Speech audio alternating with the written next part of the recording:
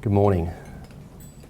My name's Steven Maarbani. I'm a partner in our legal services business, and my practice specialises in funds management, in particular early stage funds management. So what we do is we work with fund managers to establish their private equity and venture capital funds, and then we help those fund managers to build their investment programs and to deploy capital into emerging technology companies that sit within their strategy. Over the last 12 months, we've had the privilege of helping to establish some really interesting VC funds in the Australian market.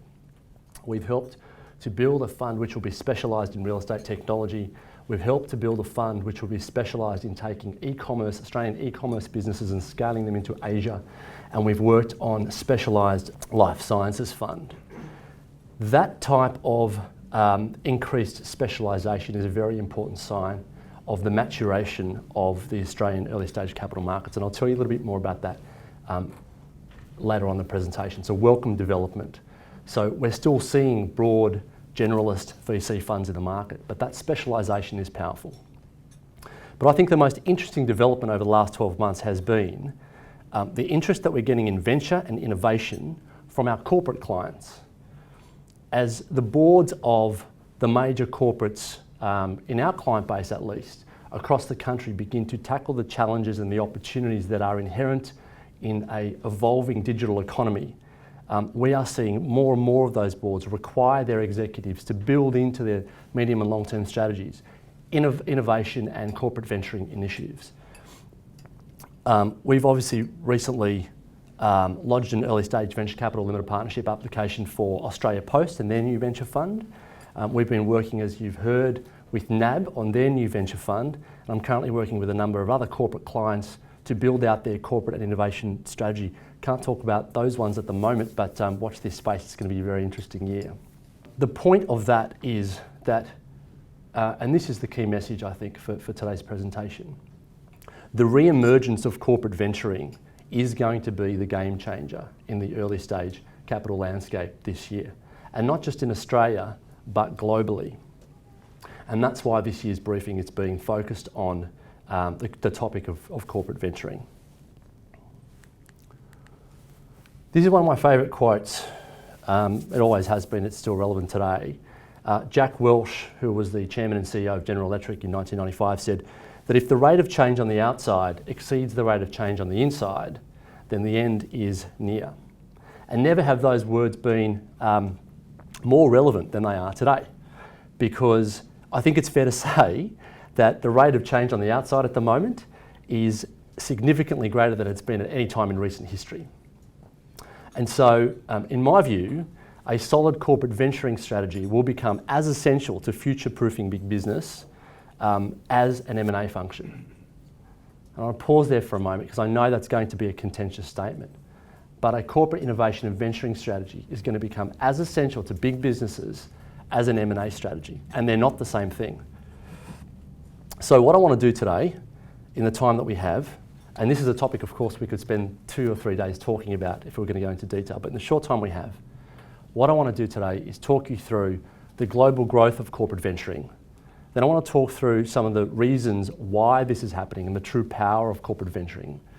And then I want to give you a framework for thinking about how you structure a corporate innovation and venturing strategy. So before I do that, let's talk numbers. So it's not a PwC presentation without a graph with some lines. First of all, there are currently more than 1,200 corporations worldwide that have corporate venturing programs. But the most interesting part of that statistic is that more than half of them were formed since 2010. So what we've seen in the last 5 years is an exponential growth in the number of corporates establishing corporate venturing units.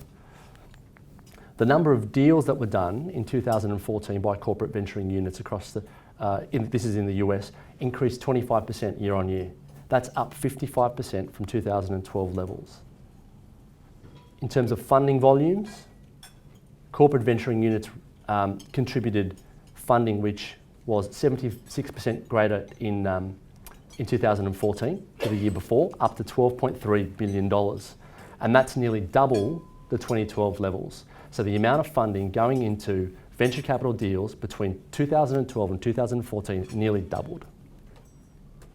Syndicate participation has also increased. In the first half of 2015, in the US, corporate venturing units participated in just over 20% of the 1,800 odd deals, venture-backed deals that were done in that country, up from 15% the year before. So from 15 in 2013 to 20% in 2014. Another way to say that is 1 in 5 deals that were done in the US in that time were backed by a corporate venturing unit inside that syndicate. And the statistics aren't just relevant to the US. In Asia, the aggregate corporate VC fundraising grew from 763 million in 2012 to 2.2 billion in 2014, nearly 3 times the growth in the last 2 years, or in the period between 2012 and 2014. An exponential rise in recent years in the amount of money being pumped into venture from corporates in Asia. And the Asian CVCs are very interesting to me, including Alibaba, Baidu, Rakuten, because they, as a percentage of total VC funding in Asia, contributed 35% to funding rounds in 2015. Remember, in the US, which is the first place we think of for a dominant VC market, it's only 20%, only 1 in 5 deals. In Asia, it's 35% is contributed by corporate VCs. So the Asian corporate venture capital market is thriving, growing, and is exponentially growing above the rate of that in the US. And of course, Australia is no different. According to Avgal, one of the largest VC investments that was done last year was backed by an Australian corporate venture capital firm, corporate venture capital unit, with a US 50 million investment round in big commerce, which was led by a syndicate which included Telstra Ventures. And Telstra's not alone in the corporate venturing space in Australia, as we know.